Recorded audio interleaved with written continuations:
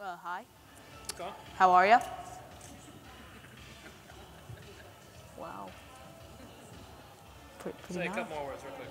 Couple more words real quick.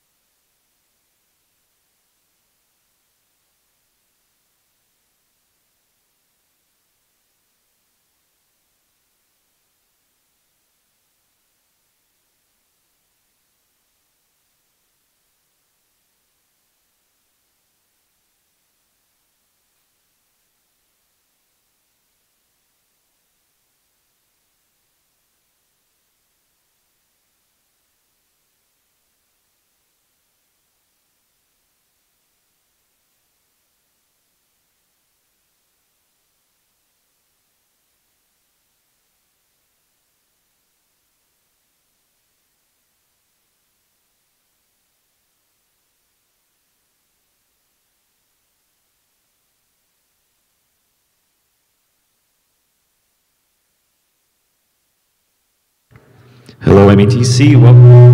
Welcome to the final keynote. I'd like to welcome to the stage Stephanie Madlinger.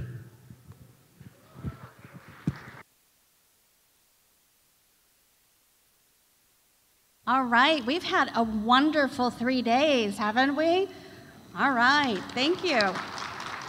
We appreciate all of you that have stayed. This is going to be quite a treat as we end this final 36th year of METC.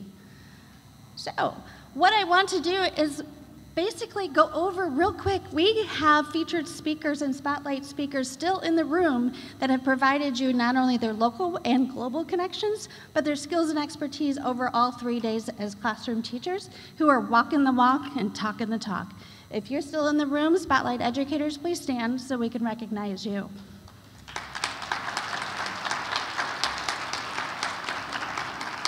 All right, stay standing because we've been doing this program for about 7 years. If you are a previous or a past spotlight educator, please stand because we also want to welcome and congratulate you.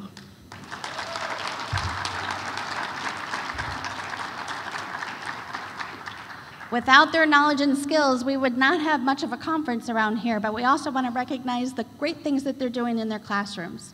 We also obviously couldn't have a conference without featured speakers, keynote speakers, and the specialty speakers that we've had. So we want to congratulate them for a well-done week and also wish them good, safe travels as you head back to your homes. Nice job.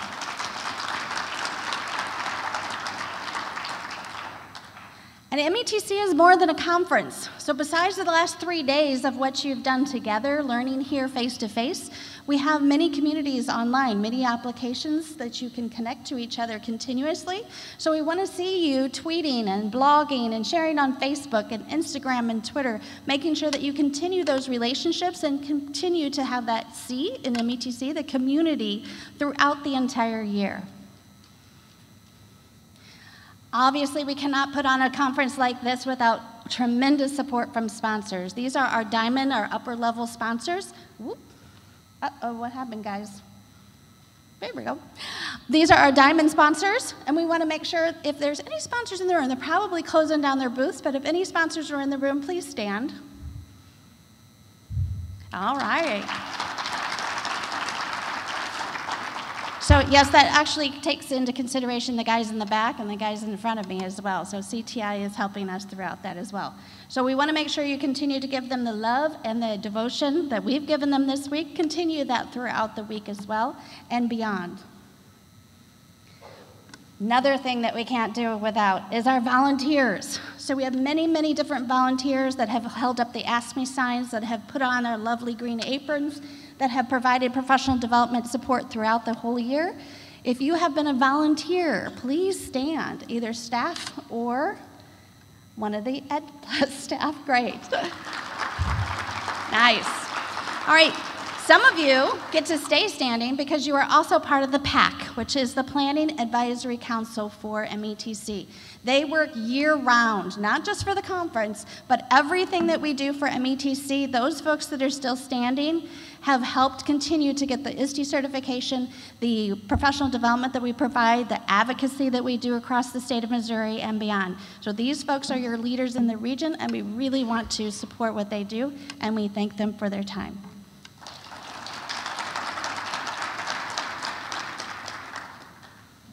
And there's some of them. Ooh.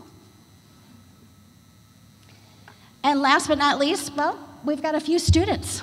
We've got IT students, we've got e-news journalism, blogging, Instagram, we've got kids presenting, we've got kids playing with you, showcasing things for you. So I know there's probably no students, a couple of them, one is going to be here in just a minute, but we have embedded those students because ideally we have not a conference without students because that's our purpose. So seeing 15% of our conference, over 200 students involved this year, has been astronomical. It's one of the best goals that we've ever had. So we want to make sure that we thank those kids, thank those teachers, parents for getting them involved and interacting with us as adults, because we as educators, we want to learn from you as students. All right. And our last partnership is ISTE. We are one of the few members, organizations I should say, that offer ISTE certification. METC was one of the 4 originals. Now they have 10 organizations across the world that offer ISTE certification for educators. So with that, we also have in our own home here, we have the ISTE board president, Bill Bass, right here in the Parkway School District as innovation coordinator. We also have with us another board member that's going to help us, Gary Brantley. They're going to come to the stage and they're going to give the Making It Happen Award.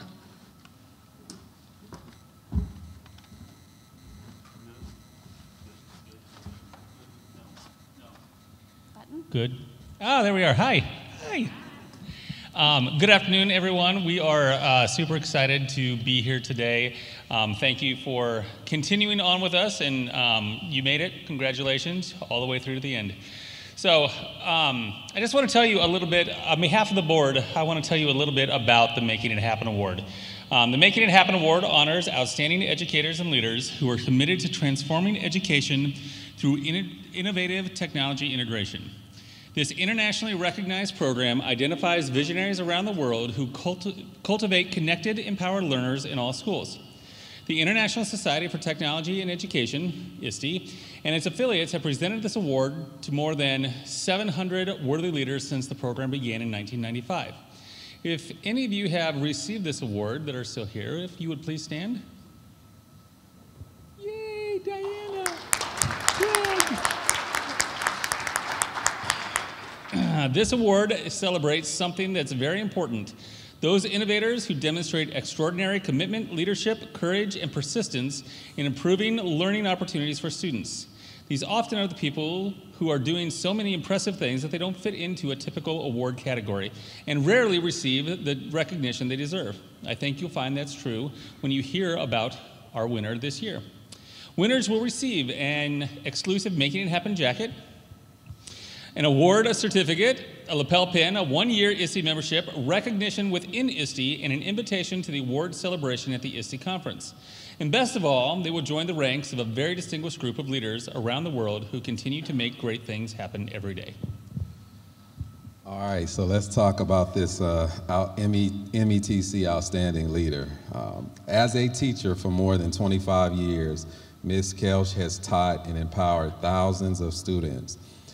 As an art teacher and fine arts department chair for the Jennings Senior High School and College Prep Academy, Ms. Kelch leads professional development on graphic design, art techniques, and helps students create marketing signs and shirts, and is also instrumental in helping her district receive, or was instrumental in helping her district receive $25,000 in laptops and desktops for digital animation.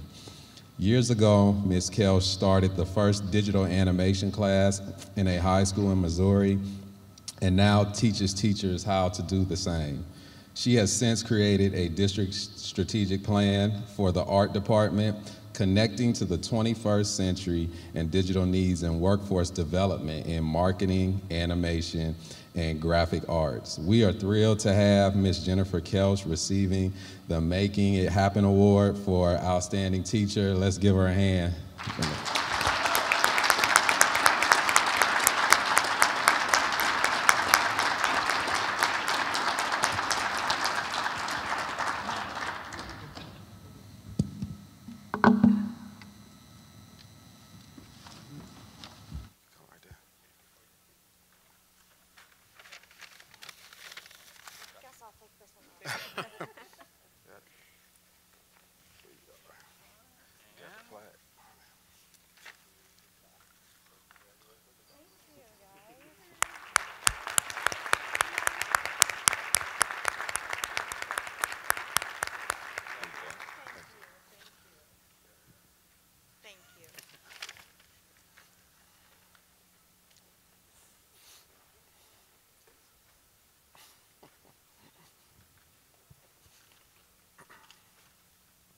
I didn't have a mic to tell him to stay with me. All right, Bill Bass gets to stay with me, and we're going to start the panel.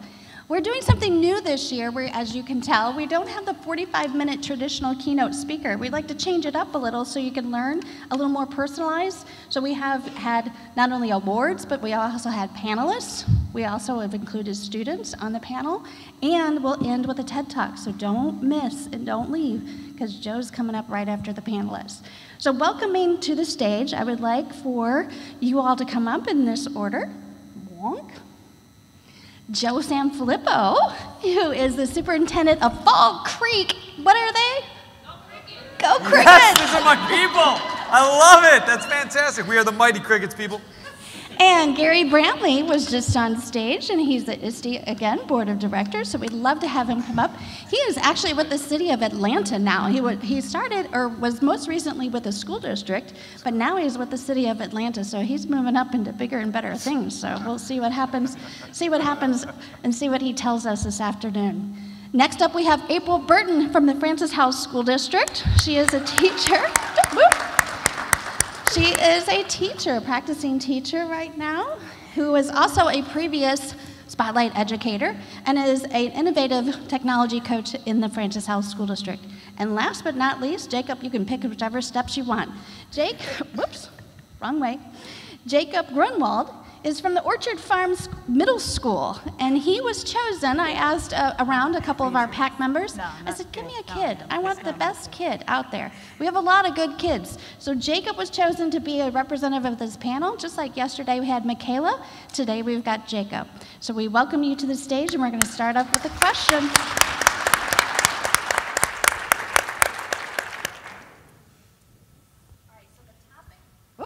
Keep my mic on, there we go. So the topic that we have is global awareness and digital citizenship.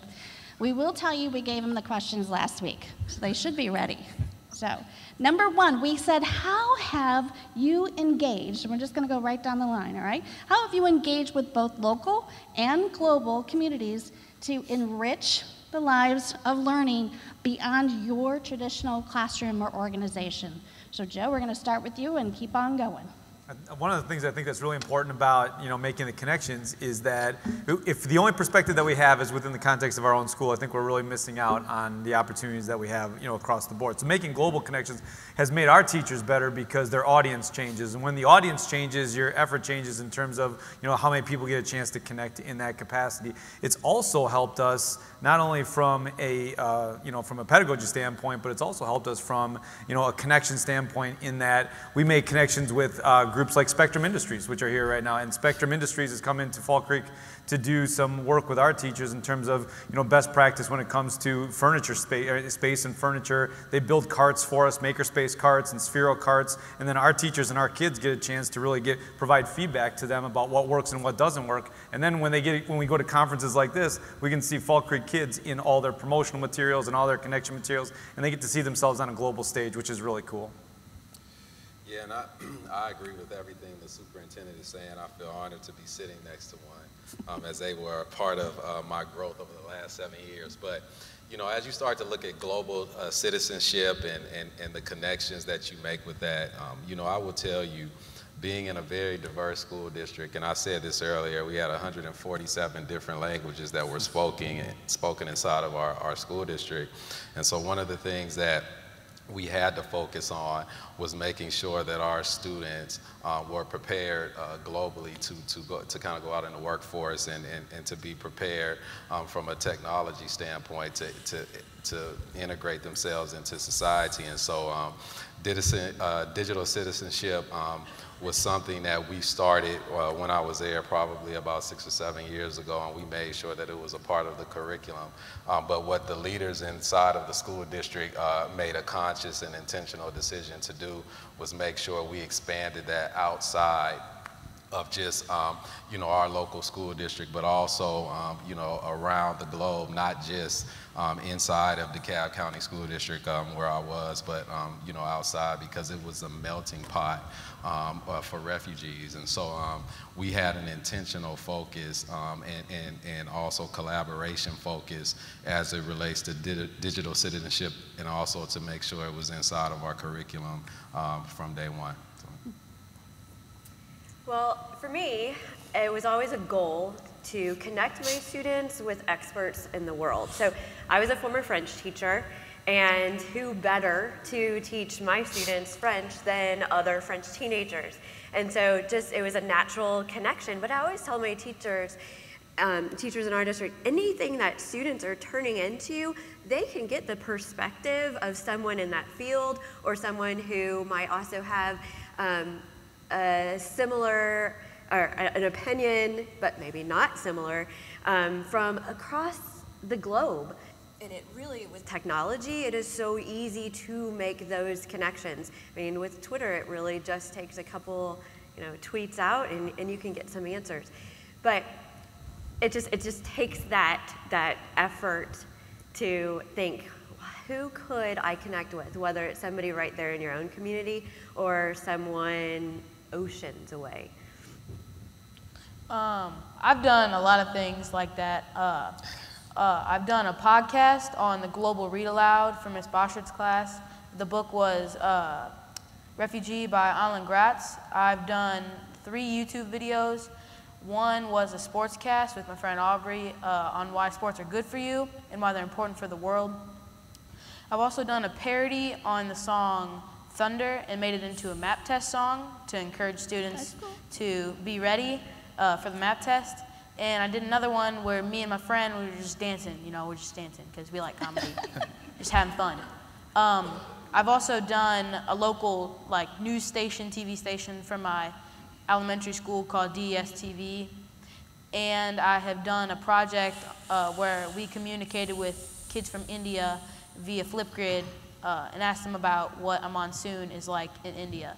And this all enriched my learning because it showed me how to work all the technology in this world. Thanks, guys. Now, building on that, as you connect to others beyond your school, how comfortable do you think teachers and parents feel about teaching good digital citizenship behaviors and strategies? And then just their comfort level and why? Why do you think they're either comfortable or uncomfortable? Jacob, you want to start? Yeah. I don't think parents are very comfortable teaching this because I've asked a couple of my friends if their parents talked to them about digital citizenship, and all of them said no. And I just think parents hope that their kids are safe and responsible on the internet. And I just think that with the technology today, some parents don't know how to navigate it very well. For example, my parents, they had a technology issue. And they called me in, and I was just able to get right through it real fast because technology is something at the tip of my fingers that I use on a daily basis, every day at school and outside of school. But I think teachers are a lot more comfortable teaching it because they use technology a lot more than I would say my parents, and they're a lot more comfortable with the material, and they can educate students better than I think parents can. You want me to follow that? Yeah, right, that's right. Sure do. I mean, I think enough said. You can just say ditto, I guess. Right. I mean, he really hit it on the head. I mean, I am a parent, and I am constantly learning that I can't take back what I put online. And I think, as parents, we're so excited to share everything with the world because we can and we never could before. As parents, we don't stop and think, well, should we? Just because we can, should we do that? And so I don't think that teachers or parents really, not having been educated before we made those mistakes, I don't think we do feel as comfortable. And unfortunately, I think a lot of those conversations happen after the students have made mistakes or after the online bullying possibly could have happened, and we're not as proactive as we could have been in those situations. Yeah, and I would absolutely have to agree with the two before me. And I know some tech directors and IT directors can relate to this, especially when you're rolling out initiatives. Typically if something were to go wrong, it's typically your fault. And that goes back to the bigger issue of parents not being digital natives and not really understanding the device, all of the things that goes into giving a child a device. It's not until it's too late in most cases that they're looking, for some help, and in most cases they're looking for you all to help in that area. It's not something that is easily accessible to parents to be able to go and look for a model or a framework in order to really teach their child, how to be, proper digital citizens. And so as we continue to move forward, it's going to be incumbent upon the education community to really put a focus on that, because at the end of the day, they're ultimately holding us responsible, even though it takes a community of all of us to really make those changes. Yeah, I think sometimes it's just talking to kids about the situation that they've placed themselves in. We have, our hashtag, our Go Crickets hashtag is streamed live on 8 50-inch screens throughout the course of our school. So if somebody wanted to get loose on, and say something pretty nasty and put a hashtag Go Crickets on it, a lot of kids are going to see that. We're a K-12 building, so we've got kindergarten kids through 12th grade kids walking down the hallways, and they're going to see something nasty. And it's happened before. Like one year we had the baseball team, track team, and golf team all had Twitter accounts. And baseball, on the senior skip day, baseball team showed up for school, track team showed up for school, and then apparently the golf team didn't get enough golf, so they had to go golfing on that day, right? So the baseball team and the track team are online just killing the golf team for not being at school. Let's be clear about that, right? But they're using language that's awful.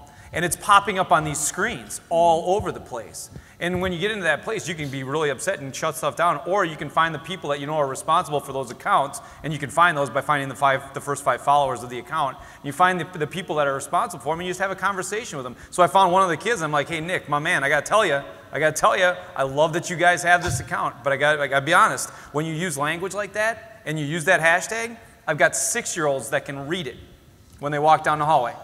And he said, Sanfilippo, I'm so sorry, I'll take care of it, and I'll tell the guys. And that was it. It was done.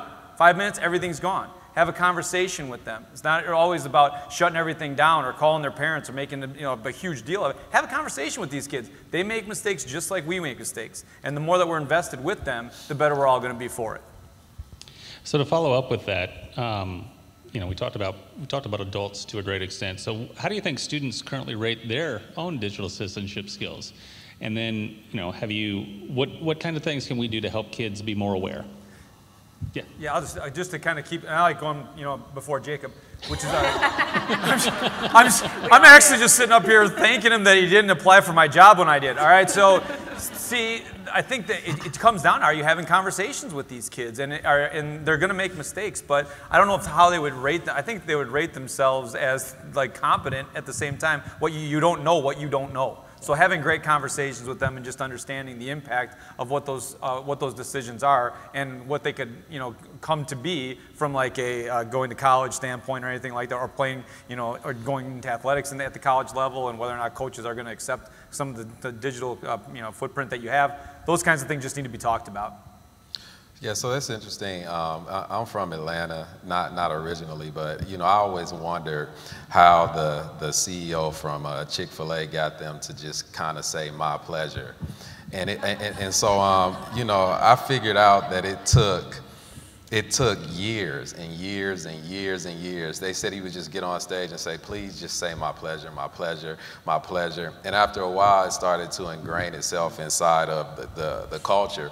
And so what I would say is, being very intentional and around its awareness, the awareness of what this can do. It really can affect careers.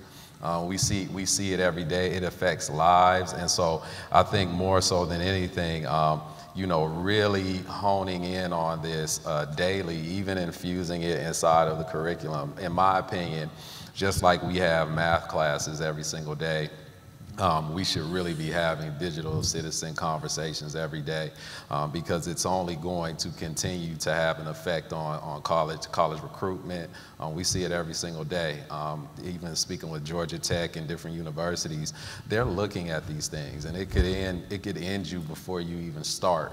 And so I think it's upon, you know, first it needs to start in school, and then it needs to continue to the home. And I think if we keep hitting on it, things will start to change in that area.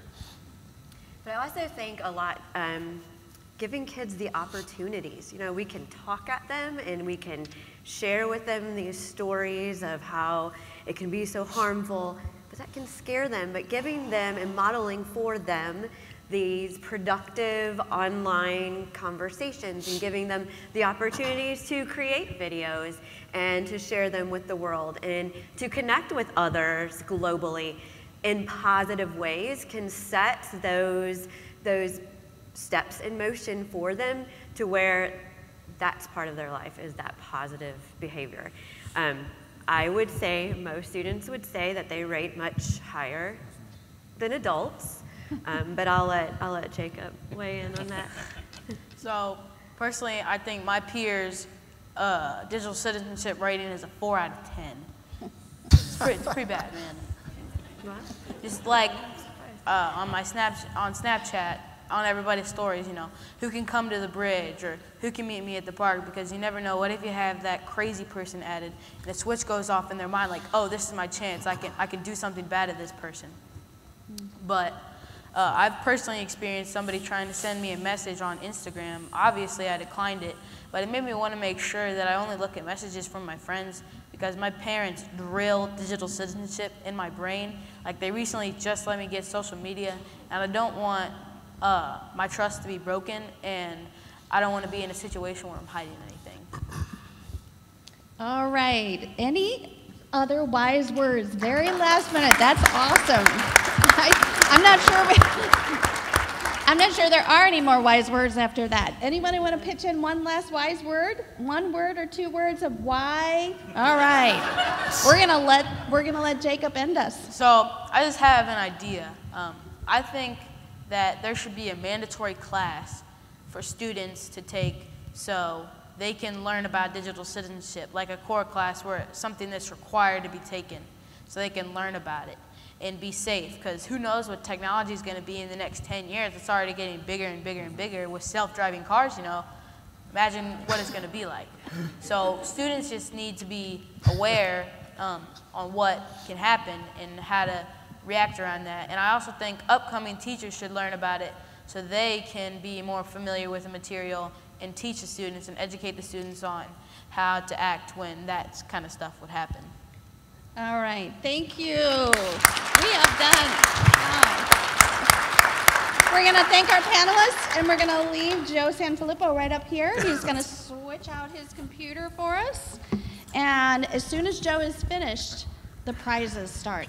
We're gonna do prizes first, but Joe needs to catch an airplane, so we're gonna let him go first, and then prizes. So Joe's gonna take it over. All right, everybody, how are we doing? We ready? We ready to finish this thing out? Give yourselves a round of applause. You made it the whole time. There's huge prizes, apparently. I don't know, are there prizes? Oh, fantastic. You know, because I got stuff too. I think there's Go Cricket stuff all over this place. Do you guys have Go Cricket stuff? No? You don't? You need Go Cricket stuff. So I'll make sure that I have some out that we can get out, because I'm gonna rush out of here in a second. But the idea that we want to keep in mind, honestly, and I don't have a 20-minute TED Talk to talk to you about the great things that we can do to move, you know, people from point A to point B. What I do have is just a couple of thoughts that we kind of keep coming back to. And honestly, we keep coming back to them. You know, I try to stay in my lane when it comes to the work that we do, because you know, you want to talk to me about learning spaces, you want to talk to me about design theory, anything, that's not me. Like, you're not going to, I can't. You want to talk to me about how we can you know, change the narrative of the way people talk about schools, I'm all in on that. I'm all in on that, because when it comes down to the work that you do, the work that you do is astounding. The problem that I have with it is that nobody talks about the work that you do. Or they talk about the work that you do based on what happened to them 25 years ago when they were in school. And they talk about this over and over and over and over again to the point that it just gets nauseating. You know, honestly, it really does when it comes to the work that we do. We shouldn't have to. We're out here defending the work all the time. We're out there defending the work all the time. And the idea that we have to keep in mind is that one of the things that we really want to think about moving forward is every interaction with what we do matters, because the one interaction could be the one that they talk about for the rest of their lives. We just don't know which one it's going to be, right? And so if we choose to behave from a digital perspective and from in real time perspective with everybody in a certain capacity, it's different in terms of how we have how we interact with people moving forward. And we have to teach kids this too, right? We got to teach kids that every interaction matters, because every interaction could be the one that they talk about for the rest of their lives. I did this activity with people yesterday where we did this at the luncheon where we had I used to do this activity with kids where we'd say, like, I would walk into the room, I'd say, we're going on a picnic, all right? And my name is Joe and I'm bringing jelly beans to the picnic, okay? And I did this activity one time and we were bringing jelly beans to the picnic. Stephanie could bring soda to the picnic. Right? Gary could bring gumdrops to the picnic. It has to start with the first letter of your first name. And I did this activity one time with kids, and I hated it. I just this is a ridiculous activity. Nobody liked it, and so we moved on. Right? Well, 10 years later, I'm back in the school that I was at that, 10 years ago, and I'm having a conversation with a former student, and we take a picture and take a selfie and put that selfie out online, and we get this tweet back to us that says, hey, Dr. Sanfilippo, are you bringing sandwiches to the picnic? Right? This was 10 years ago. 10 years ago, and it happened, we did this activity one time, and it lasted literally 3 minutes. But that was what this kid remembered.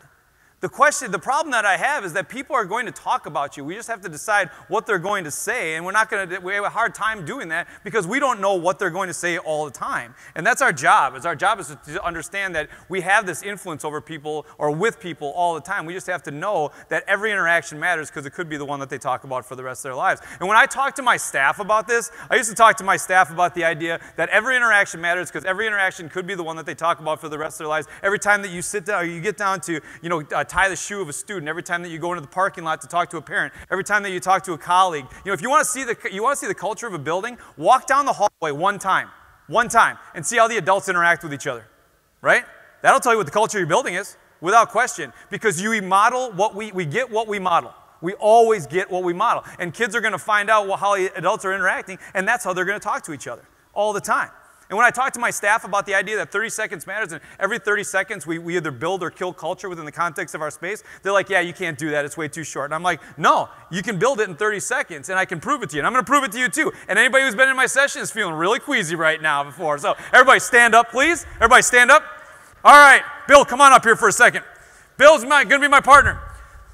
Bill and I, here's what you're going to do. Turn to the person next to you, please. Everybody turn to the person next to you. You and your partner are going to stand just like this. Stand just like this. When I say go, you and your partner are going to get 2 inches from each other's nose and stare into each other's eyes. Just like this. You're not going to laugh. You're not going to talk. You're not going to ask them what they have for lunch. You will know. All right, here we go. Right? No talking, no laughing. Here we go. 1, 2, 3, stare.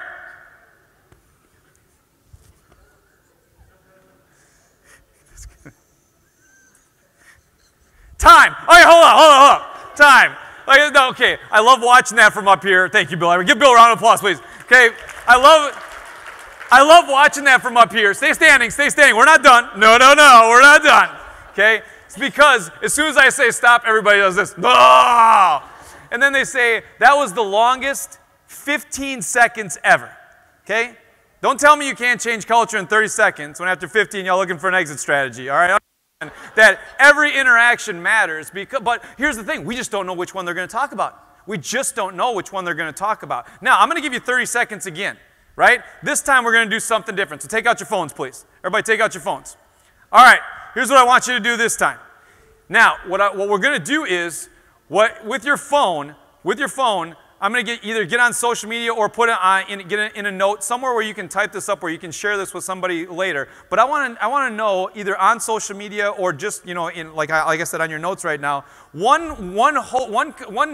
important thing about being connected. Why is being connected important? Right? Why is being connected important? And then put the hashtag I am METC. on that tweet. Why is being connected important? And then hashtag it with I am METC. We got to understand that this is more about, there's more going on here than just the conference. And if we have, let's say 150 people in here, and they all put a tweet out to that hashtag, now we can make more connections with each other, right? The more connections that we have, the better. Go ahead and I'll give you 30 seconds to do it. Go ahead.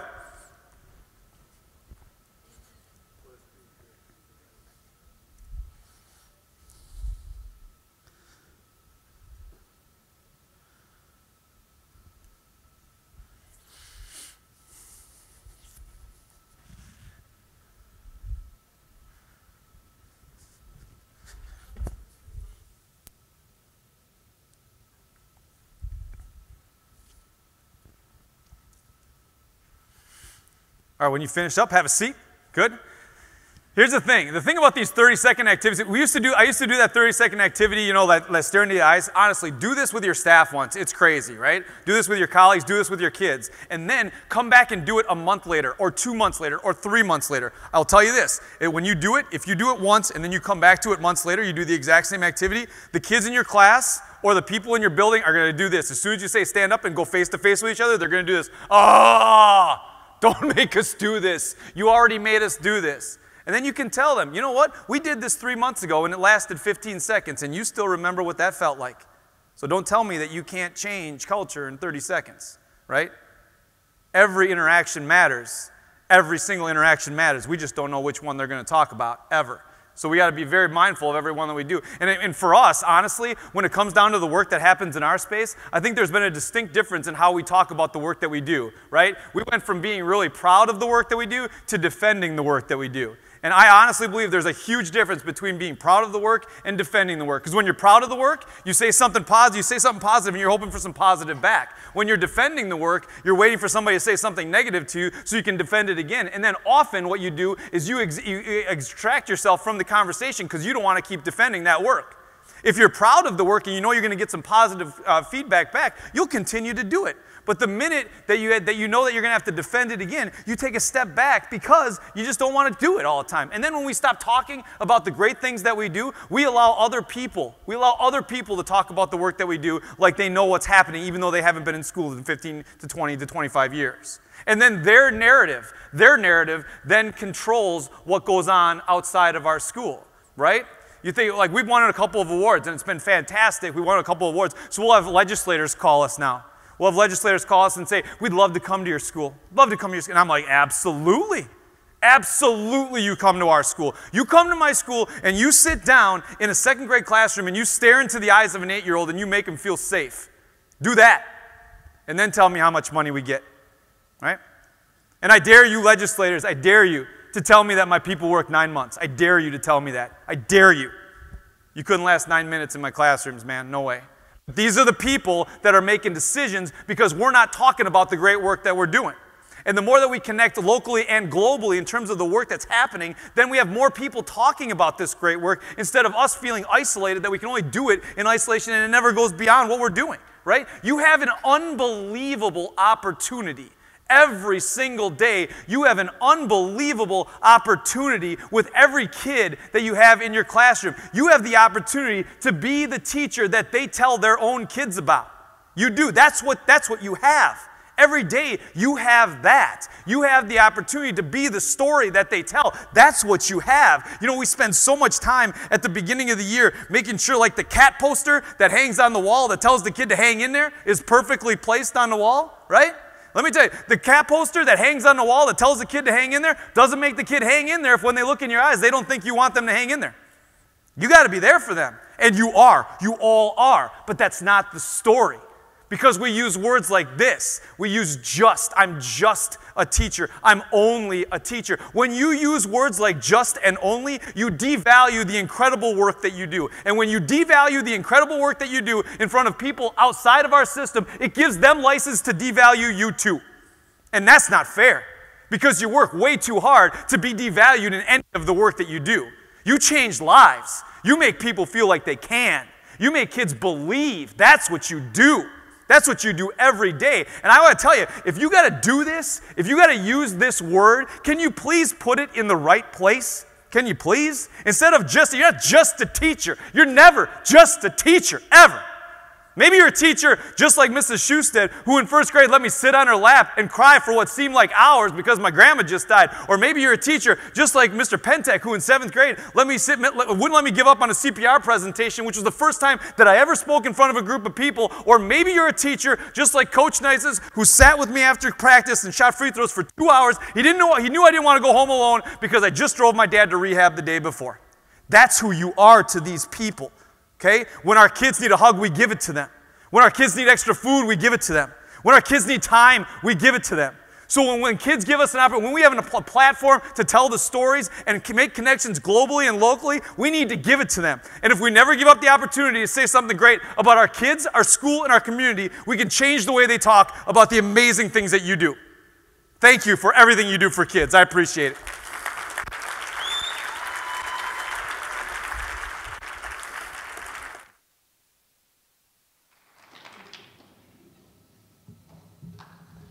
All right, one last round of applause for both our panelists and Joe. And I think I've got some helpers that are going to help me with a basket of names. Hopefully you put your name in here. Big prizes coming up.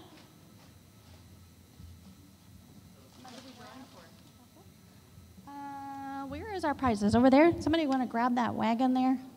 There's a wagon and some prizes. A wagon. There's no more wagon? The wagon just delivered the big screen. So I believe there is a bag that's Pear Deck, from Pear Deck. So we want to give away our Pear Deck. Oh, Julie's going to do some stuff too. Awesome. So we've got a Pear Deck prize for Laura Stegman. Laura.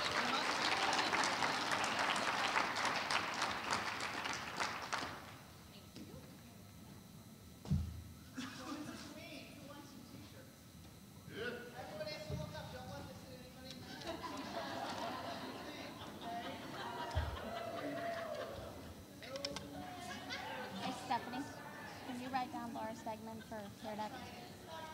Just text. In a text.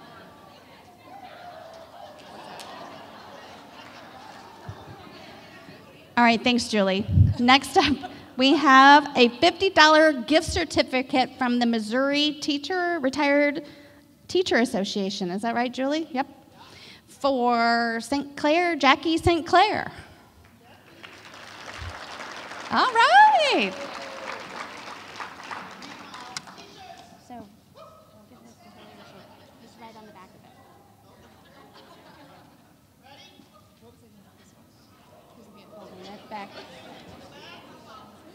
Whoa! You're better than a t-shirt cannon. Oh, my Lord.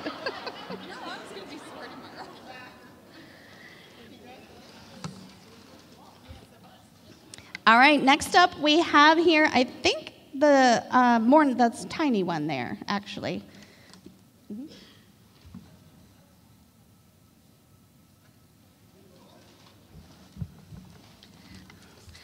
This is it's tile mat. Find your keys, your phone, anything that matters. It's a little tile mat, and it's from EBSCO. Ooh, I see some fingers crossed.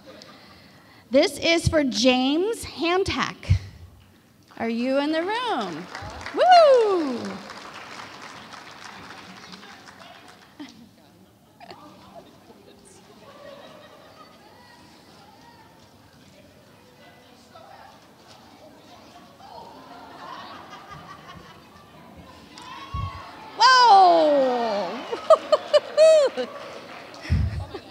Holy moly. All right, so this next one is from Morenet, and they actually chose some names. So I have names up here. If you are here, then you win. But if these 4 people are not here, we're going to pull out of the box. So I guess these people must have stopped by to speak to Morenet. So is Margie Anderson here from Fort Osage? All right, tell Margie that she missed out. Michael Russell from Lee Summit. All right. Michelle Sturman from Francis Howell. Oh. Krista Yabro from Poplar Bluff.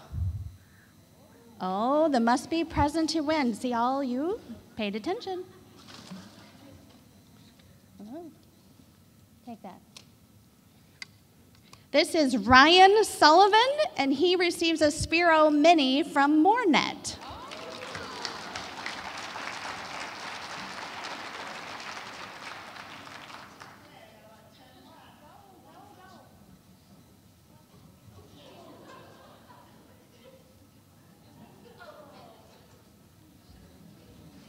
Do we know who gave the TV monitor? Who gave the TV monitor? Who gave the TV monitor?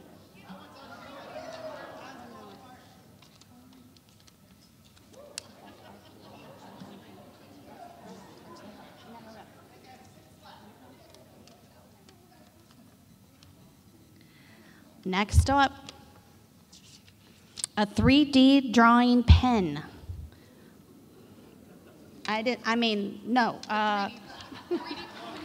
3D drawing pen from NWA 3D goes to Kim Dieter. Are you still here? Woo-hoo-hoo!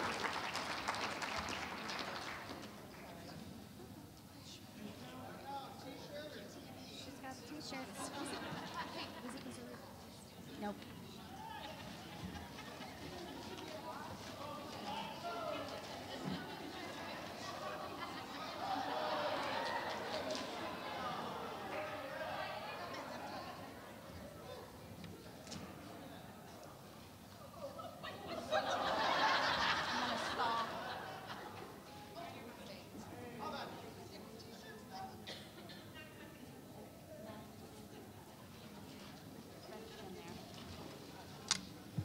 Not yet.